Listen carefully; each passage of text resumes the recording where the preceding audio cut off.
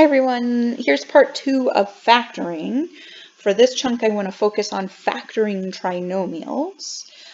So again, hopefully you've seen some of this before. If not, don't panic, but make sure you get enough practice and talk to me if you need a little more help. So there's all sorts of tricks you can use for factoring. And honestly, I'm not a huge fan of them for this crowd because you're going to have to factor all over the place for many quarters to come. And if you're going to be doing that, you want to just get pretty good at the quick guess and check method to the point where hopefully you can do most of the guessing and checking in your head. The factoring we do generally doesn't really get that terrible, so you can come up with some really awful factoring problems where you're trying to split up factors of 45 or whatever. It's usually not that bad, so I'm trying to keep these not too crazy. The one thing that does happen that's a little weird is you will have to factor with different powers. So we're going to start off with factoring quadratics. That's usually what people have seen when they've done factoring trinomials before, but I do want to extend it a little bit into something that's probably new where we have powers other than first and second powers, but apply the same exact trick. Okay, so starting with t squared minus 4t minus 12. We have a leading coefficient of 1 in this problem, and that makes life a whole lot nicer. Okay, so before I get too carried away, I did something in my head and I should say it. First thing you should always do is check for a common factor, right? That's #1 step in our factoring strategy. Check for a common factor. I would say #2 step is check for something like a difference of squares, where we just kind of have a memorized factorization. #3, if you have a trinomial, you'll apply what we're about to do. If you have more than 3 terms, you probably want to think about grouping if greatest common factor didn't already take care of it somewhat. Okay, so looking at this, the coefficient on the leading term, the term with the biggest power, is 1. So I can't factor any numbers out. The first term does have 2 t's in it, but the last term doesn't have any, so I can't factor any variables out. So I am going for factoring a trinomial. And what we rely on this is remembering, it's basically, right, remembering FOIL. So we know if we start with x plus a, x plus b, and it could be minus, but we'll just do this for example, that we get x squared plus ax plus bx plus ab. Something in the way of my writing. And this is going to look a little funny, but what we would do if we didn't have variables representing our a and b, our numbers, is we would add them up. So the way that looks is we would take a plus b, and that would be our coefficient of x. So we want to kind of mentally see if we can figure this out. So basically our -12 is the product of a and b, and our -4 is the sum of a and b. So in this case, there's this nice easy, what numbers multiply and give you 12 and add up to -4. So we're looking for factors of 12, which is going to be 1 and 12 with a negative somewhere in the mix. It's going to be 2 and 6 with a negative somewhere in the mix. It's going to be 3 and 4 with a negative somewhere in the mix. And we can play with order. But if I'm looking for factors that are going to add up to -4, I definitely want the 2 and the 6. And I don't think I want to attach the negative sign to the 2 because -2 plus 6 is +4. So I'm going to go ahead and attach that negative sign to the 6 and say I want t plus 2 times t minus 6. Just like in the distributive property section, the way to know if you're doing this right is just to multiply it back out.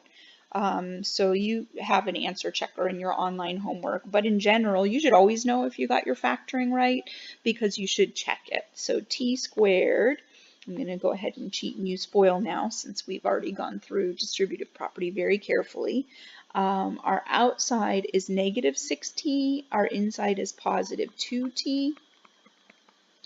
So we have a -4t, and then our last is -12. 2 times -6 is -12, which is exactly what we started with, so I'm feeling pretty happy with my factorization.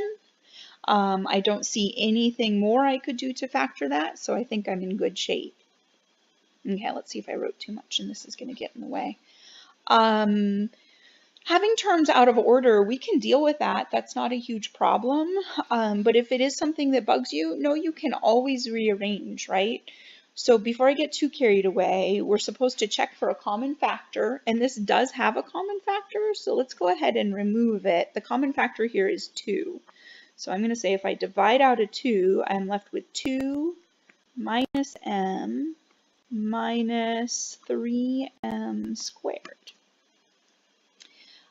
So again, you can rearrange this, and I'll talk about what that would look like in a second, but it's not a bad idea, especially if this really is review and you're trying to practice and get more sophisticated, to try and rearrange with this as it stands. So we can still pick the coefficients of m if you want to first, or we could pick the factors of 2 first. So we could either mess with factors of 3 or factors of 2 first. Either one's going to be kind of nice because we can say 2 and 1 and 3 and 1 are really our only choices, so it's just a matter of choosing order, and we get a negative sign with the second one. So I'm going to go ahead and say let's just decide that we're going to put 2 there and 1 there. It's valid to do that because those factors, we could reverse their order and it would mean the same thing. So in order to get this right, we're just going to make sure that the 3 and the 1 go in the right spot. So what we're trying to do here, it's not quite as easy. You can use tricks that require some grouping that make it more similar to the factors of something that add up to something. But we're trying to make sure that when we put either a 3 or a 1 in these spots and we decide where the negative sign goes, that our outside and inside add up to -1.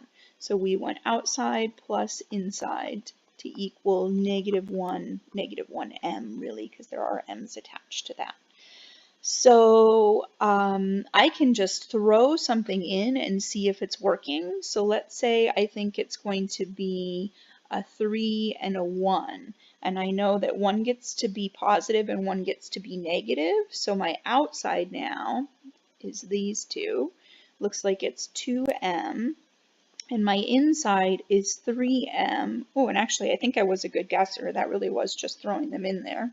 I think this will work out beautifully as long as I make sure that the negative sign is attached to the 3m, which means the 1m has to be positive.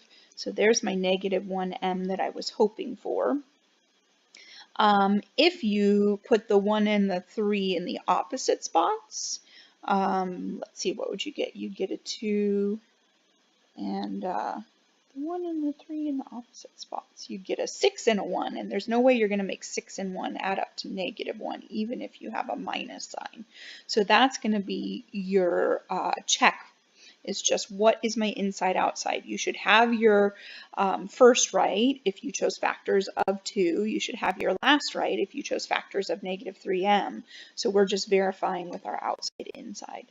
If you hated that and you want to rearrange instead, you're always allowed to just change the order of sums, but be careful. The negative signs are attached to their terms. So that's a -3m minus n plus 2. And you can factor that. You can split up -3. Often, if we're going to bother to rearrange the order, people will take the negative sign out as well, just so that they don't have to mess with it, attached to their m. So we could take out a -1, and that would give us positive 3m squared plus m minus 2. So it does kind of switch order. And then when we go to undo our distributing, undo the distributive property, we want factors of 3m, so I'm going to make it a 3m and an m, and again on that first pair you don't have to worry about order. We'll make sure things are in the right spot when we split up the -2. So we need to choose factors of -2, which again, same as before, we're lucky because it's really only a 1 and a 2. We do have to decide who gets the negative sign. So if I just kind of throw those in there, I'm going to try 1 and 2 first. Remember, what you're checking is that your inside and your outside add up, in this case, to +1, since we factored out that negative sign. So just a positive 1m. So right now, if I look at our inside 2, that's 1 times m. And if I look at our outside 2, that's 6 times m. There's the pair I was mentioning. No matter which one you put a negative sign on, you're not going to get 1m. You could get 5m or negative 5m. You're not going to get 1m. So that means that we didn't do a good job of picking where those go. So let's go ahead and switch them, a 2 and a 1. Now our inside is 2m, our outside is 3m. And if we attach the negative to the 3m, which means it has to go here, we will get, oh, nope, sorry, I'm thinking the last problem. We want positive. So if we attach the negative to the 2m, which means it actually goes here, we will get positive 1m. So that's looking good. And again, you can fully FOIL it out to make sure you're on the right track. But that, I think we were pretty careful. I think we've got that one. So either answer is correct here. So you can factor out the negative 1 or not factor out the negative 1. And notice what's different is this one and this one have opposite signs. So that's really where the negative 1 got excluded from in factored form. So I'm completely happy with either one of those. Okay, one more of these before we make it a little bit trickier. 16y squared minus 24y plus 9. I had to give one kind of mean one where you have to really split things up. Okay, so this is where it gets a little ugly.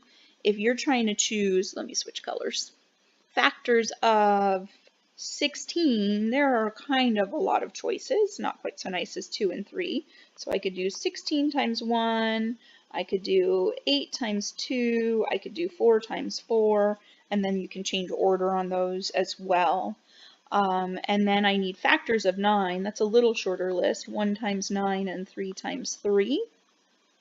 And I need to make that 24 in the middle. Since 24, I don't know, that's kind of a medium-sized number, but it's not huge. I don't really think I want 16 in the mix, because if I end up multiplying 16 by 3 or 9, I'm going to start getting pretty big numbers. It happens, we might need it, but usually I try and start with one of the pairs that's closer together. So this is where factoring can get really annoying if you're not a good guesser yet, and if you want to use some diamond or box trick. There's all sorts of tricks. Use them. I don't have a problem with them. I just like it if you can try to get pretty quick with some of the easier factoring. So you don't have to struggle through some of these. If you know a different trick. Don't feel like you have to use guess and check on everything. Okay, so let's say I choose 8 and 2, and I'm going to split up my y's, and then I want factors of 9, so maybe I'll try 3 and 3. So I'm checking my inside outside. So my inside is 6y, my outside is 8y times 3, 24y, and since the 9 is positive, those 3's either have to be both positive or both negative. Since the outside inside is negative, we're going to choose minus minus. However, negative 6y minus 24y, it doesn't matter whether they're positive or negative, it's not going to add up to 24. So this was a bad choice. So we can try 1 times 9. And our inside is going to be a negative 2y. Our outside is going to be a negative 72y. That's looking even worse, not anywhere close to negative 24. So bad choice. We can try reversing and making this one 9 and this one 1. And we get inside is negative 18. Outside is negative 8. That's a little closer. Negative 26y, still not right. So we have exhausted our choices for factors of 9, which means our first pair was a bad choice. So 8 and 2 doesn't work, right? And this is why people hate factoring. I promise I won't be very mean to you, and I bet some of you are already good enough guessers to not have gone through this pain that I'm dragging you through. Okay, so let's try 4 and 4. And then we want factors of 9, so we can try the 3 and the 3, since they're nice and close together. And we get inside is negative 12y, outside is negative 12y. I've put us out of our misery. We've got our negative 24y. that hadn't worked, we would try 1 and 9 and 9 and 1. And if that didn't work, we'd go back to the first two and make it 16. So this can get really annoying. But like I said, we really don't see a lot that are horribly messy. And one thing to watch for, and it's something that I'm seeing right now, is when you have a lot of perfect squares showing up, you might have what's called a perfect square trinomial. And it's called a perfect square trinomial because when you factor it, what you get is a perfect square. These are really important for the very next thing that we're going to do. They're really nice in a lot of places. So perfect square trinomials, those are really good to try to remember because we will use that. Things that factor into perfect squares are very nice. Okay, next one. Making a long video here. So this is where it gets into something a little trickier, and this is pretty useful. This comes up quite a few times that I can think of.